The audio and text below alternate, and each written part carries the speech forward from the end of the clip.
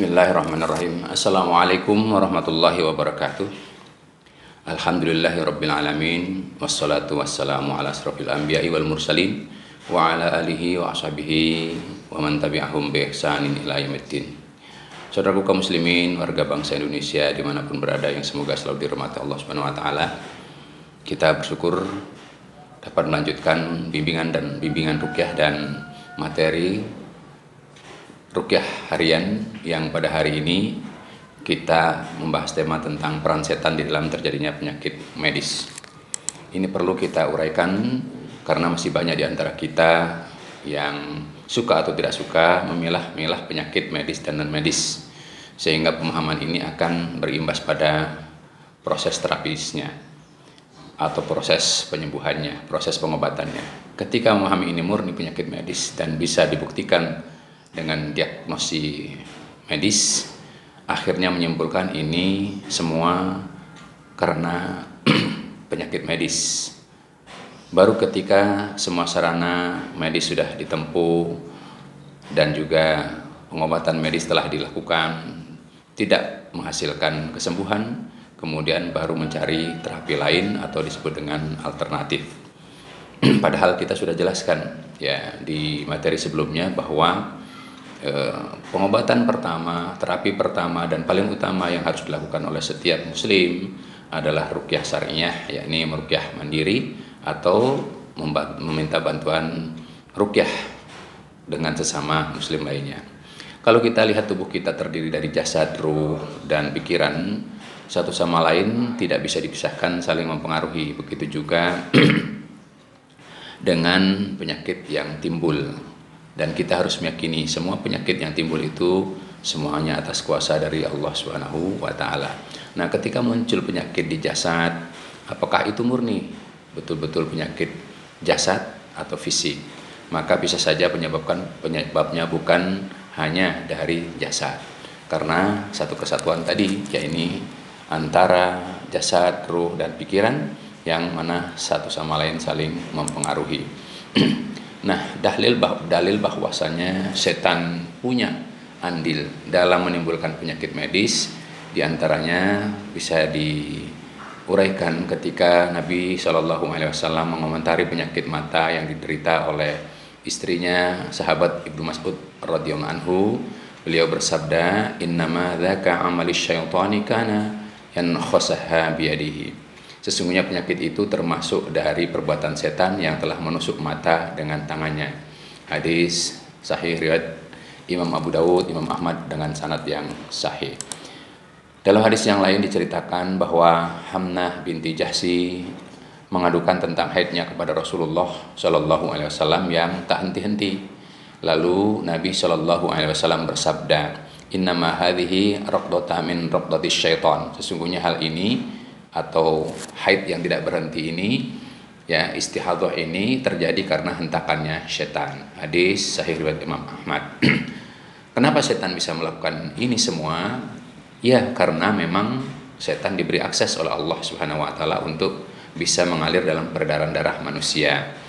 Kalau kita membaca tafsir Al-Qur'an tentang kisah ujian sakit yang dialami oleh Nabi Ayub alaihi salam, ternyata sakit medis atau sakit lepra, sakit kudis ya, yang diderita bertahun-tahun merupakan bagian dari serangan tipu daya setan atas izin dari Allah, karena setan hendak menguji keteguhan iman dan keikhlasan serta kesabaran Nabi Ayub. Nah, Rasulullah sallallahu alaihi wasallam pernah bersabda, "Inna syaitana yajri min ibni Adam majrad dam." Inna syaitana yajri min ibni Adam majrad dam. Sesungguhnya setan berjalan-jalan di tubuh manusia melalui peredaran darahnya. Hadis sahih Bukhari dan Muslim. Lewat peredaran darah ini setan bisa sembunyi di organ-organ tubuh dan menimbulkan berbagai macam penyakit dalam tubuh manusia. Apalagi kalau setan itu kemudian menemukan media atau menemukan kerjasama dengan sesama manusia karena ada iri, dengki, dendam, permusuhan dan lain sebagainya. Kemudian Syekh Abdullah Sadan berkata, terdapat penyakit fisik dan jiwa yang di dalamnya setan mempunyai andil besar dalam memperparahnya. Kalau kita telusur ya realitas yang berada di dalam masyarakat, banyak orang yang terkena penyakit medis Tetapi hal itu bukan murni penyakit medis, baru terdeteksi setelah dilakukan ruqyah syar'iyah bahwa terjadinya penyakit itu ternyata karena ain atau kedengkian orang lain atau diteluh oleh para dukun santet atas pesanan dari orang lain yang memiliki rasa iri, dengki, dan dendam serta permusuhan terhadap korbannya. Inilah pentingnya kenapa kita jelaskan bahwa pengobatan yang paling pertama dan utama harus dilakukan oleh setiap muslim adalah ruqyah syar'iyah sebelum pergi ke dokter atau sebelum pergi ke rumah sakit. Dan seharusnya menjadi pengobatan yang penting ya, dan disadari oleh setiap muslim, apakah itu juga para dokter, para medis dan lain sebagainya, supaya ada sinkronisasi atau komprehensif ya. Bahkan kita harapkan para tenaga medis itu juga mengerti tentang bagaimana teknik ruqyah syar'iyah dan juga bacaan-bacaan dan juga persyaratan-persyaratan yang harus dimiliki oleh para dokter tenaga medis, sehingga pada saat mengobati tidak juga harus langsung menggunakan terapi obat-obatan yang mengandung zat-zat kimia. Sehingga jika ada peran setan dan para sekutunya dalam menimbulkan penyakitnya, dapat menjadi titik awal mendapatkan kesembuhan dari Allah Subhanahu wa taala, meskipun juga harus dibantu dengan terapi medis ya, atau obat-obat yang tidak membahayakan. Banyak terjadi kasus ya, pasien yang sudah berobat kemana-mana, ke beberapa dokter, bahkan berkali-kali dirawat di rumah sakit, tapi belum Allah sembuhkan. Jika sudah seperti itu, mereka baru melakukan ruqyah atau minta bantuan tenaga ruqyah, padahal sudah menghabiskan banyak biaya ya, yang tidak sedikit tentu saja. Nah, oleh karena itulah maka masalah ruqyah syariah ini menjadi penting bagi kita di dalam masyarakat dan harus kita sosialisasikan, karena ruqyah itu bukan sihir, ruqyah itu bukan sesuatu yang sifatnya tidak bisa dipelajari, tetapi setiap muslim insya Allah bisa. Ya, sebab di dalam Al-Quran banyak sekali dalil-dalil ya yang mesti kita pahami. Contohnya misalnya yang sudah sering kita baca di dalam surat Al-Isra ya, wa idza dan kami telah menurunkan Al-Quran sebagai sifat dan rahmat bagi orang-orang yang beriman ya, wa nunazzilu minal qur'ani ma huwa syifaa'un wa rahmatul lil mu'minin wa la yazidudz zalimina illa khasara. Itulah dalilnya ya di dalam Al-Quran surat Al-Isra ayatnya 82 ya. Nah, ini harus menjadi panduan bagi kita semuanya agar ruqyah jangan dijauhi, tetapi justru dijadikan alternatif yang pertama untuk melakukan pengobatan kepada Allah Subhanahu wa taala. Kenapa setan memiliki peran ya? Ingat bahwasanya di dalam Al-Quran Allah menjelaskan beberapa ayat Al-Quran tentang dendam mereka, permusuhan mereka, dan persekutuan mereka dengan manusia-manusia jahat. Ya, di dalam surat Al-A'raf ayat 16 sampai dengan 17 Allah mengingatkan kita semuanya ya dengan firman-Nya, qala fabima aghwaytani la aq'udanna lahum siratal mustaqim thumma la atiyannahum min baini aydihim wa min khalfihim wa an aymanihim wa an syama'ilihim wa la tajidu aktsarahum syakirin. Iblis berkata kepada Allah Subhanahu wa taala, karena engkau telah menghukum aku sesat, saya atau aku benar-benar akan menghalang-halangi mereka dari jalan engkau yang lurus. Kemudian saya akan mendatangi mereka dari muka dan dari belakang mereka, dari kanan dan dari kiri mereka, dan engkau tidak akan mendapati kebanyakan mereka orang-orang yang bersyukur atau orang-orang yang taat.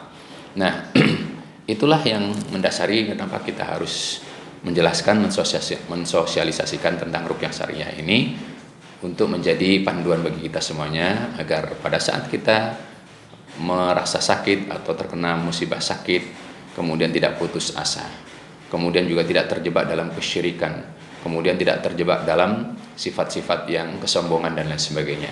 Ya, sehingga kita menghabiskan biaya ternyata belum juga diberikan kesembuhan oleh Allah Subhanahu wa taala. Karena apa? Allah yang belum ridho. Tetapi pada saat kita ternyata kembali kepada Allah, berdoa kepada Allah, memohon pertolongan Allah, berlindung kepada Allah, minta kesembuhan kepada Allah, maka ternyata banyak berhasil dan Allah kasih kesembuhan, walaupun mungkin kesembuhannya juga melalui terapi medis.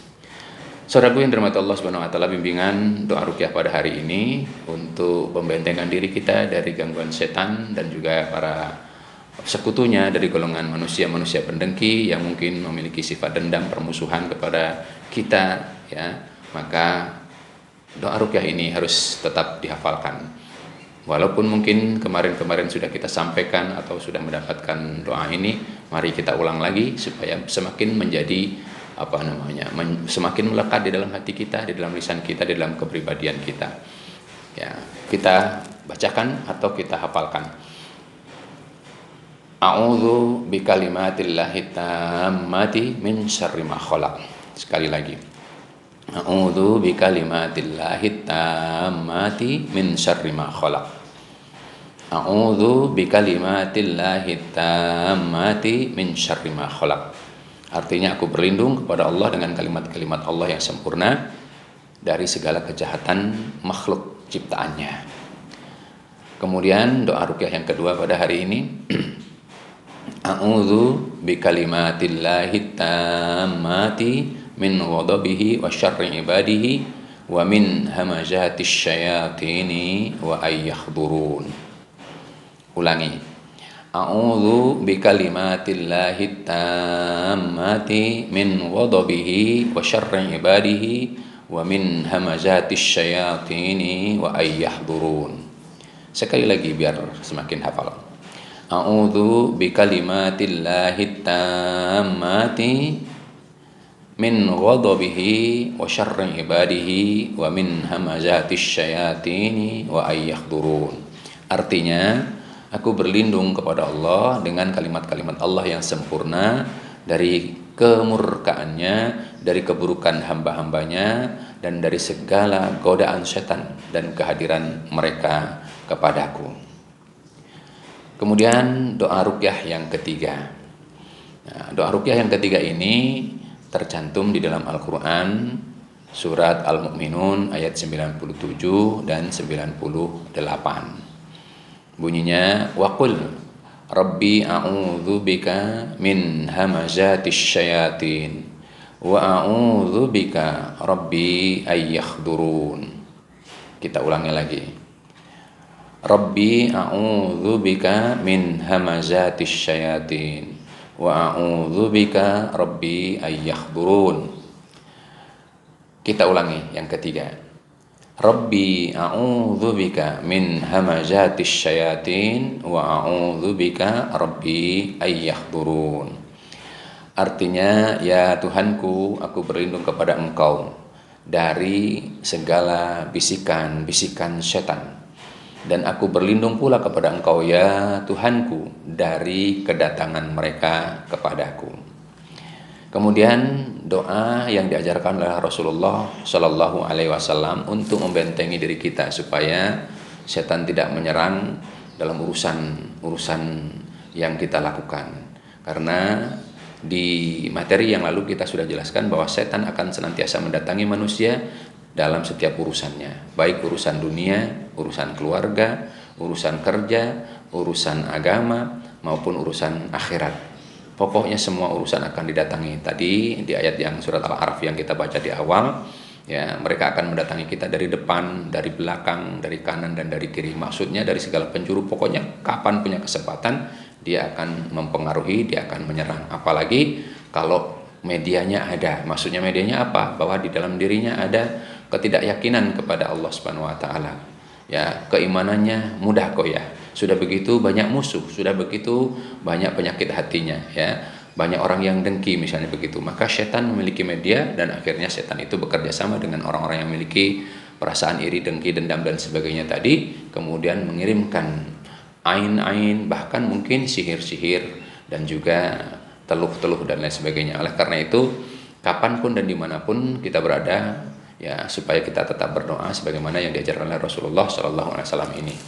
Bunyi doanya, Allahumma inni as'aluka salamatan fid din wa afiatan fil jasadi wa ziyadatan fi ilmi wa barakatan fir rizqi wa taubatan qablal maut wa rahmatan indal maut wa maghfiratan ba'dal maut. Allahumma hawwin alaina fi syakaratil maut wan najata minan nar wal afwa indal hisab. Kita ulangi lagi. Allahumma inni as'aluka salamatan fid dini wa afiatan fil jasadi wa ziyadatan fi ilmi, wa barakatan fir rizqi, wa taubatan qabla al-maut, wa rahmatan 'indal maut, wa maghfiratan ba'dal maut. Allahumma hawwin 'alaina fi sakaratul maut, wan najata minan nar, wal afwa 'indal hisab. Sekali lagi, Allahumma inni as'aluka salamatan fid dini, wa afiatan fil jasadi, wa ziyadatan fi ilmi, wa barakatan fir rizqi, wa taubatan qabla al maut, wa rahmatan 'indal maut, wa maghfiratan ba'dal maut. Allahumma hawwin 'alaina fi sakaratul maut, wan najata minan nari, wal afwa 'indal hisab. Artinya, ya Allah, aku memohon kepadamu keselamatan dalam urusan agamaku, dan dalam urusan kesehatan jasadku, dan kehormatan dalam ilmuku, dan keberkahan dalam rizki, dan pintu taubat sebelum matiku, dan rahmat dalam kematianku, dan ampunanmu setelah kematianku. Ya Allah, aku memohon kepadamu, mudahkanlah aku dalam menghadapi kematian dan pembebasan dari api neraka, dan selamat ketika menghadapi hari perhitungan. Saudaraku yang dirahmati Allah Subhanahu wa taala, itulah bimbingan doa-doa ruqyah dan pembacaan hikmah dan hadis pada hari ini. Mudah-mudahan menjadi ilmu yang bermanfaat, menjadi pengarah dan pembimbing kita agar istiqomah di dalam keimanan, ketakwaan, dan juga di dalam kebaikan serta dalam amal soleh.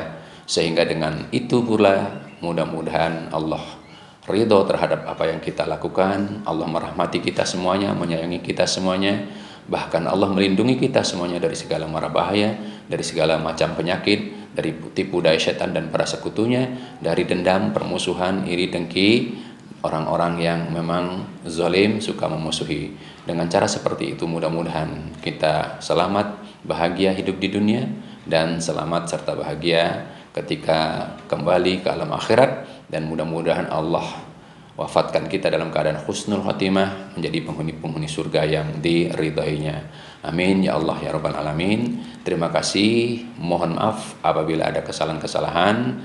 Kita tutup dengan doa kafaratul majlis. Subhanakallahumma wa bihamdika asyhadu an la ilaha illa anta astaghfiruka wa atubu ilaik. Wabillahi taufiq wal hidayah. Wassalamualaikum warahmatullahi wabarakatuh.